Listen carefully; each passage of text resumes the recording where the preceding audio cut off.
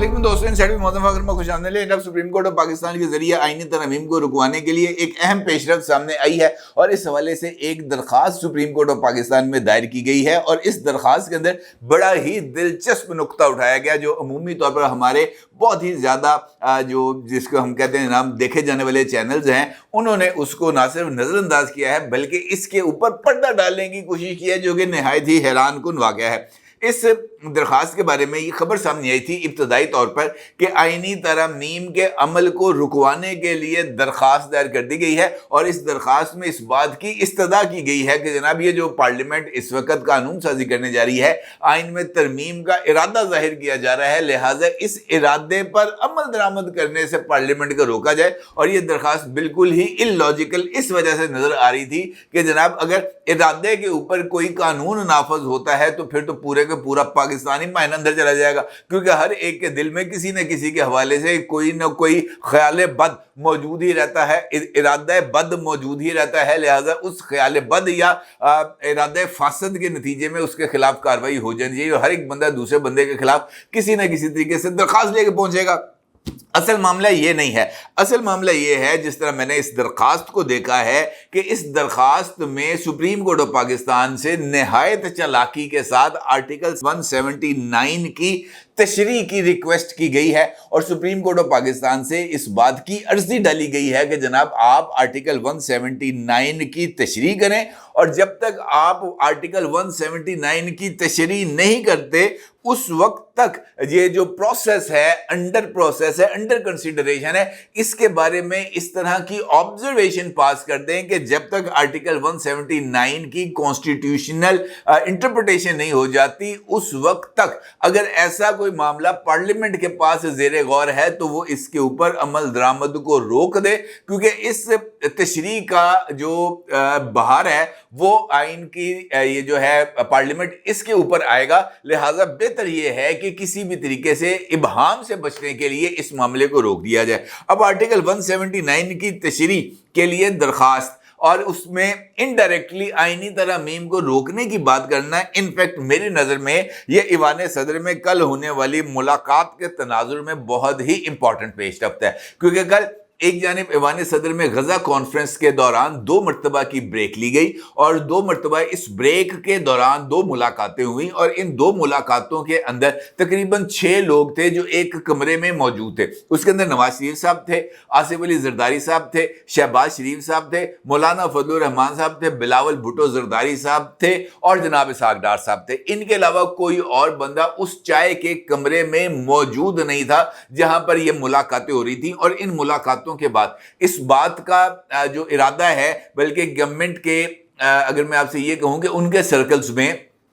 इस बात के हवाले से बहुत ही ज़्यादा गर्मजोशी पाई जा रही है कि मौलाना ने हाँ कर दी है और अब मुसव्वदों की जो तब्दीली है, ख़ासतौर पर पीपल्स पार्टी को इस मामले में लीड करने का कहा गया है। पीपल्स पार्टी जमीयत के साथ मिलकर एक इत्तफाक राय को डेवलप करेगी मुसव्वदे के ऊपर और उस मुसव्वदे के ऊपर अगली कार्रवाई होगी SCO कॉन्फ्रेंस के बाद। और इसके साथ साथ इस बात पर भी इत्तफाक पाया गया है कि कॉन्स्टिट्यूशनल कोर्ट के हवाले से ना ही मौजूदा हुकूमत किसी खास शख्सियत के ऊपर जोर लगाएगी और ना ही जमीयत की तरफ से किसी खास बंदे का नाम आएगा। चीफ जस्टिस कॉन्स्टिट्यूशनल कोर्ट की अपॉइंटमेंट जो है वो मुशावरत के साथ की जाएगी और किसी गैर मुतनाज़ा आदमी को चीफ जस्टिस कॉन्स्टिट्यूशनल कोर्ट लगाया जाएगा। ये इस बात पर इब्तदाई तौर पर इत्तफाक राय हुआ है और इस इत्तफाक राय की बुनियाद पर यह बात कही जा सकती है कि अब कॉन्स्टिट्यूशनल कोर्ट के हवाले से ये जो अमेंडमेंट है जो पार्लियामेंट के अंदर पेश किया जाना, ये कुछ ज्यादा दूर की बात नहीं। और इसी अमेंडमेंट के हवाले से पॉजिटिव वाइब्स को काउंटर करना जरूरी था और इसीलिए कल लॉयर्स कन्वेंशन इस्लामाबाद में मुनक्कद किया गया और इस लॉयर्स कन्वेंशन के अंदर हामिद खान साहब जो कि वकला तहरीक के एक सरगर्म रहनुमा के तौर पर सामने आए थे और इस वक्त वो पाकिस्तान तहरीक इंसाफ के अंदर एक सेनेटर के तौर पर उनको इलेक्ट किया गया है, वो बहुत ही ज्यादा सरगर्म रहे। और उनकी तरफ से कल जो है वो बहुत ही ज़्यादा तुंद व तेज़ तकरीर की गई और उन्होंने इस बात का पर जोर दिया कि तुसी आईनी तरमीम करके दिखाओ, और आप अगर आईनी तरमीम गवर्नमेंट ने मंजूर की तो फिर वकला सड़कों पर होंगे और फिर पार्लियामेंट का जो फैसला है वो 2/3 अक्सरियत के साथ सड़कों पर वकला मुस्तरद करेंगे। ये इजहार किया जनाब हामिद खान साहब ने, और उनका ये कहना था कि इस तरमीम के मामले को किसी भी तौर पर एड्रेस नहीं किया जाना चाहिए। इस वक्त पाकिस्तान के अंदर किसी तरह की मुतवाज़ी सुप्रीम कोर्ट बनाने की कोई ज़रूरत नहीं है और इसी सुप्रीम कोर्ट के ज़रिए काम किया जाना चाहिए। और आपको याद होगा कि पिछली वीडियो के अंदर मैंने आपके साथ इसी तरह की एक राय का इजहार किया था कि बदकिस्मती से पाकिस्तान एक जोकर्स पैराडाइज बन चुका है और यहाँ पर जोकर्स जो हैं वो अपना रोल प्ले करते हैं। एक जोकर आता है वो ये कहता है मैंने ये करना है, दूसरा जोकर आता है वो अपने करतब दिखाना चले जाता है। हकीकत के अंदर उस थिएटर के अंदर क्या क्या हो रहा है किसी को इससे लेना देना नहीं। कल इमरान खान की हुकूमत थी और वो आसिफ सईद खोसा साहब को एक्सटेंशन देना चाहते थे और उस वक्त का अपोजिशन इत्तेहाद उस एक्सटेंशन के खिलाफ था। आज की हुकूमत इस बात की ख्वाहिश रखती है कि वो एक कॉन्स्टिट्यूशनल कोर्ट बनाए क्योंकि उसके नज़दीक आइन में तशरीह के नाम पर जो खेल खेला जा रहा है वो इनफैक्ट आइन में तरमीम ही करने के मुतरादिफ है। और इस आइन में तरमीम जो कि जजेस की तरफ से किया जाता है उसमें उनको किसी तरह का इख्तियार नहीं होता कि वो रीराइट करे, लेकिन वो अपने फैसलों और इंटरप्रिटेशन के नाम पर ऐसा आइन लिख देते हैं जो बकौल लॉ मेकर्स वो उसका वजूद ही नहीं होता। आर्टिकल 63A की इंटरप्रिटेशन इस बात की वाज़ेह मिसाल है और मखसूस नशिस्तों के केस के हवाले से 8 जजेस का अक्सरियती फैसला तो इस हवाले से एक ऐसा प्रेसिडेंट है जिसको ताहयात मुख्तलिफ फोरम्स के ऊपर कोट किया जाएगा। खासतौर पर वो तमाम लोग जो आज इस फैसले के ऊपर भंगड़े डाल रहे हैं, इसका ढोल बजा रहे हैं कि जनाब वाह वाह की तरीके फैसला करता है शाह जी ने। कल को जब ये गुबार जो है ना वो नीचे आएगा, जब ये जज्बात का तूफान जो है ये थमेगा, तब लोगों को इस बात का एहसास होगा कि काजी ने जो फैसले किए थे वो दुरुस्त फैसले थे और काजी तारीख की दुरुस्त सिमत में खड़ा था। अब होता यह है कि एक जानिब हामिद खान साहब का ये लॉयर्स कन्वेंशन इस बात पर जोर डालने की कोशिश करता है कि जनाब हमने कॉन्स्टिट्यूशनल अमेंडमेंट्स नहीं होने देनी, और तीसरे फोरम के ऊपर जनाब इमरान अहमद खान नियाजी साहब की जमात पब्लिक प्रोटेस्ट के जरिए इस बात का इजहार करती है कि जनाब अब हम वार्म अप हो रहे हैं और वार्म अप होने के बाद अगर कॉन्स्टिट्यूशनल अमेंडमेंट होगी तो यही डी चौक होगा, यही हम होंगे, यहीं पर धरना होगा और उस धरने के अंदर हमारे पास लॉयल मूवमेंट की सपोर्ट भी हासिल होगी और लॉयल मूवमेंट्स के नाम पर पूरे पाकिस्तान के अंदर हम जो पहिया है मईशत का और इस्तेहकाम का उसको जाम करके रख देंगे। लिहाजा मौजूदा हालात में कॉन्स्टिट्यूशनल अमेंडमेंट करना वाकईतन जुए शीर लाने के मुतरादिफ था। इस सारे अमल को मजीद गंभीर करने और इसको मजीद ऐसे जगह पर लेके जाने जहां से ये पॉइंट ऑफ नो रिटर्न पर पहुंच जाए, उसके लिए ही ये दरखास्त दायर की गई है जो मेरी नज़र में इस सारे अमल को मजीद मुतनाज़ा बल्कि मुतनाज़ा तरीन कर देगी और इसके नताइज बहुत ही ज़्यादा संगीन होंगे। ये खबर जब सामने आई तो इसके अंदर इस बात का जिक्र किया गया कि सुप्रीम कोर्ट में आईनी तरमीम के खिलाफ नई दरखास्त दायर कर दी गई और ये बात कही गई इस खबर के अंदर कि ये दरखास्त एडवोकेट साइम चौधरी ने दायर की है। इस दरखास्त में वफाकी हुकूमत, speaker national assembly, chairman senate और लॉ मिनिस्ट्री को फरीक बनाया गया है। दरखास्त में इस बात की इस्तदा की गई है कि आईनी तरमीम को बुनियादी हकूक और आइन और अदलिया की आज़ादी के मुनाफी होने पर काला दम करार दिया जाए। यानी वो ख्याल जो भी मेरे जहन में आया है, अभी मेरे दिल में आया कि मैंने फ़लाँ मकरूह काम करना है या फ़लाँ मैंने गुनाह करना है या फ़लाँ मैंने जुर्म करना है, अभी इस ख्याल की बुनियाद के ऊपर मुझे सज़ा दे दी जाए। इस दरख्वास्त के अंदर जो ये खबर सामने पड़ी है मेरे, उसमें इसी बात का जिक्र किया जा रहा है। अलबत्ता जो असल मतन है इस दरख्वास्त का उसमें यह बात इस तरीके से की गई है कि एग्जेक्टिव को अदलिया से मुतल्लिक आइनी तरमीम से रोका जाए और जजेस की रिटायरमेंट के हवाले से मुतल्लिका आर्टिकल 179 की इंटरप्रिटेशन की जाए क्योंकि बुनियादी आइनी ढांचा करार दिया गया है आर्टिकल 179 को। दरख्वास्त में इस बात की भी इस्तदा की गई है کہ جناب یہ قرار دیا جائے کہ حکومت عدلیہ کی آزادی اور غیر جانبداری میں مداخلت نہیں کر سکتی. اور یہ جو مطالبہ سامنے آیا ہے یہ اپنی جگہ پر اس وقت اہمیت کا حامل اس وجہ سے کہا جا سکتا ہے کہ اس کے بھی اثرات بہت ہی زیادہ نمایاں ہو کے سامنے آئیں گے. لہٰذا یہ درخواست ایک جانب اہمیت کی حامل ہے. اس کے ساتھ ساتھ اس درخواست کے اندر جو آئین کے بنیادی ڈھانچے کا ذکر کیا گیا ہے اور جس طریقے سے آرٹیکل 179 کا ذکر کیا گیا ہے وہ بھی بہت ہی زیادہ اہمیت کا حامل ہے، کیونکہ آرٹیکل 179 اس کا عکس آپ اس وقت اپنی اسکرین پر دیکھ سکتے ہیں. کیا کہتا ہے؟ وہ کہتا ہے A judge of the Supreme Court shall hold office until he attains the age of 65 years unless he sooner resigns or is removed from office in accordance with the constitution. یعنی ایک جج اس وقت تک اپنے عہدے پر موجود رہے گا تا وقتے کہ وہ 65 سال کی عمر تک نہ پہنچ جائے. 65 سال کی عمر تک پہنچنے کا مطلب یہ ہے کہ اس کے بعد وہ ریٹائر تصور کیا جائے گا اور وہ اپنے گھر کو لوٹ جائے گا اور وہ تا حیات پینشن اور اس کے بعد اس کی اہلیہ پینشن کی حقدار ہوگی، اور پینشن بھی اچھی خاصی ہوگی. ایسی پینشن نہیں ہوگی جو ایک عام آدمی جو ہے وہ اس ملک کے اندر کماتا ہے.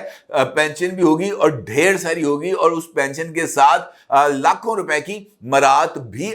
جو ہے وہ ان کو ملے گی. پھر وہ یہ کہتے ہیں unless he sooner resigned، تا وقت یہ کہ وہ 65 سال کی عمر پر پہنچ جائے یا وہ خود اپنے عہدے سے استعفیٰ دے دے، جیسے جناب اعجاز الاحسن صاحب نے اپنے عہدے سے استعفیٰ دیا، اور is removed from office. تیسرا آپشن ہے کہ اس کو اس کے عہدے سے ہٹا دیا جائے، جیسے سپریم جوڈیشل کونسل نے مزار علی اکبر نقوی کو مس کنڈکٹ کے الزام میں اور عہدے کے ناجائز استعمال کے الزام میں ان کے عہدے سے ہٹایا. In accordance with the constitution, یعنی آئین کے تحت یہ پروویژنز موجود ہیں جن کے تحت ہی ان جج صاحبان کو ہٹایا جا سکتا ہے یا ان کے عہدے کی میعاد کو اس آرٹیکل کے ذریعے طے کیا گیا ہے. اب یہ درخواست کیا کہتی ہے؟ درخواست یہ کہتی ہے کہ اس بات کی اطلاعات ہیں کہ حکومت جو ہے وہ ججز کی عمر کی بلائی حد کے اندر چھیڑ خانی کرنا چاہتی ہے، بلائی حد میں اضافہ کرنا چاہتی ہے. ریٹائرمنٹ کی عمر کو 65 سال سے بڑھا کر 67 سال کرنے جا رہی ہے، 2 سال کا اضافہ دینے جا رہی ہے حکومت. اس کے ساتھ ساتھ وہ اس بات کا اظہار کرتے ہیں کہ آپ نے آرٹیکل 179 کی انٹرپریٹیشن کرنی ہے، اور وہ بھی انٹرپریٹیشن کرنی ہے کہ کیا حکومت ججز کی ریٹائرمنٹ کے حوالے سے یا ججز کی اپوائنٹمنٹ کے حوالے سے کسی طرح کی کوئی ایگزیکٹو پاور رکھتی ہے الجہاد ٹرسٹ کے فیصلے کے مطابق. اور یہ بات اہمیت کی حامل اس وجہ سے ہے کہ جسٹس قاضی فائز عیسیٰ صاحب نے اسی حوالے سے کل ایک کیس کی سماعت کے دوران اسی بات کا ذکر کیا کہ عدالتی نظائر نے ملک کا بیڑا غرق کر دیا ہے. یعنی عدالتی فیصلوں کو آئین کے متوازی رکھ کے دیکھا جاتا ہے، اور یہ بنیادی طور پر اس وقت پاکستان کا سب سے بڑا مسئلہ ہے کہ الجہاد ٹرسٹ کے اندر سپریم کورٹ آف پاکستان نے یہ فیصلہ دیا تھا. جو کیس کا فیصلہ ہے وہ اس کیس کی حد تک ہی ہو سکتا ہے، اس کو آئین پاکستان کا درجہ نہیں دیا جا سکتا. اور اسی کم عقلی نے اور اسی معاملہ فہمی، اگر میں عرف عام میں کہوں، اس نے پاکستان کو انفیکٹ ایسے بحران سے دوچار کر دیا ہے جو اس سے پہلے جس کی مثال نہیں ملتی. قاضی صاحب نے اسی طرح اس فیصلے کا ذکر کرتے ہوئے کہا کہ عدالتی فیصلوں کی مثالوں نے ملک کا بیڑا غرق کر دیا. غیر آئینی اقدام کی توثیق کا اختیار ججز کے پاس کہاں سے آ جاتا ہے؟ ججز کو کی اتنی فراغ دلی کہ غیر آئینی اقدام کی توثیق کر دی جاتی ہے. عدلیہ کبھی مارشل لاء کی توثیق کر دیتی ہے. کیا ججز آئین کے پابند نہیں؟ یہ وہی نقطہ ہے جس کا ایک سے زائد مرتبہ اسی پلیٹ فارم سے ذکر کیا گیا. اور اب اس درخواست کے اندر بھی ایسے ہی معاملات کو اٹھایا جا رہا ہے کہ سپریم کورٹ اس بات کو طے کرے. بھائی سپریم کورٹ کون ہوتی ہے اس معاملے کو طے کرنے کے لیے؟ جب پارلیمنٹ اس بات کو طے کرنے جا رہی ہے کہ ججز کی اپوائنٹمنٹ کیسے ہوگی، ججز کی ریٹائرمنٹ کیسے ہوگی، اور ججز کو کس طریقے سے ان کے عہدے سے ہٹایا جائے گا، اور کیا پاکستان کو اس وقت صرف سپریم کورٹ آف پاکستان کی ضرورت ہے یا پاکستان کو اس وقت کانسٹیٹیوشنل کورٹ کی ضرورت ہے، اور یہ فیصلہ